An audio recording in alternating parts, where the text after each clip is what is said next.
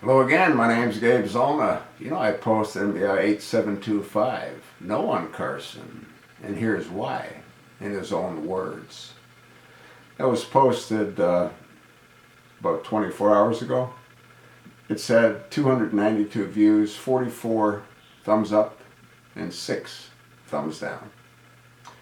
I want to share what this particular viewer wrote. Hey Gabe, I'm an African American man.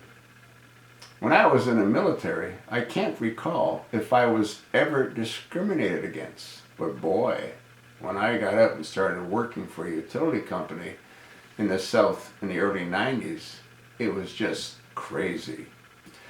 The difference in treatment was undeniable. Every time the guys would get in a group, I would join them to try and see what was going on, just to fellowship. But when I came over, they would all just disappear. I felt really horrible. That whole time was tough for me. But I was raised by the golden rule to treat people like I wanted to be treated. That didn't mean kiss their asses. And the seeds you sow today, you will reap tomorrow. So I just prayed and hung in there. And that company has made me a very good living. Well, actually, you did it for yourself by your good work. But being real, Gabor, not all, but I would say a lot of whites have really scared a lot of blacks. And for some, the trust will never be there. I look at color last. Morals and attitude is how we should be judged. America as a whole is going to do a lot of reaping. May God have mercy on us. And I pray for the peace of Jerusalem. Amen. I want to thank that particular African American viewer for taking the time to comment. He's fortunate. Why is he fortunate? Well, he was raised, I believe, by, in all probability, both parents. And he was raised on what he said was the golden rule. Treat others as you would like them to treat you. Now, when you take into consideration the great number of households that have been destroyed, African American households, because the mother is the sole provider. The father's off doing whatever he's doing to create more of the same. The golden rule generally isn't applied. And this individual was probably old enough to experience the turmoil in the 60s. Fortunately, it hasn't affected him. But I have no doubt it has affected people like Dr. Carson.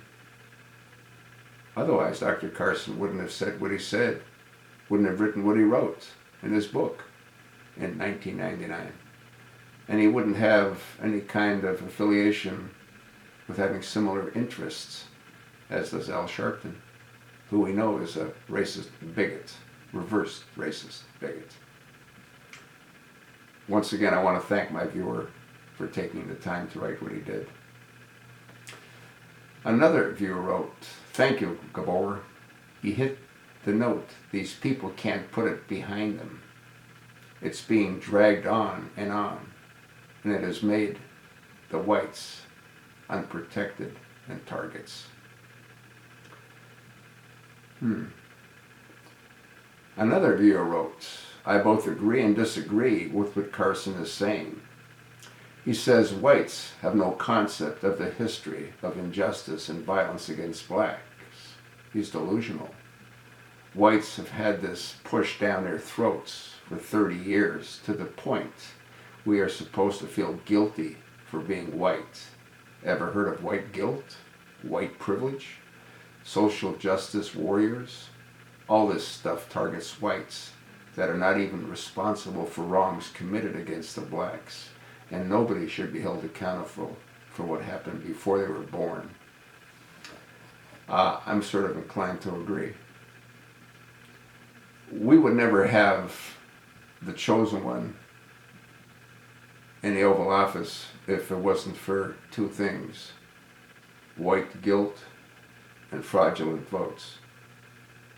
Those two combined helped to destroy our country by allowing this mentally unbalanced madman with scars all over the back of his head that clearly show he's experienced severe trauma, which might explain the pregnant pauses whenever he speaks without his teleprompter. Again, I want to thank my viewers for taking the time to write what they did. I hope you take the time to listen to what they sent me. And if you're in agreement with what they wrote, please pass it along. Thanks for listening.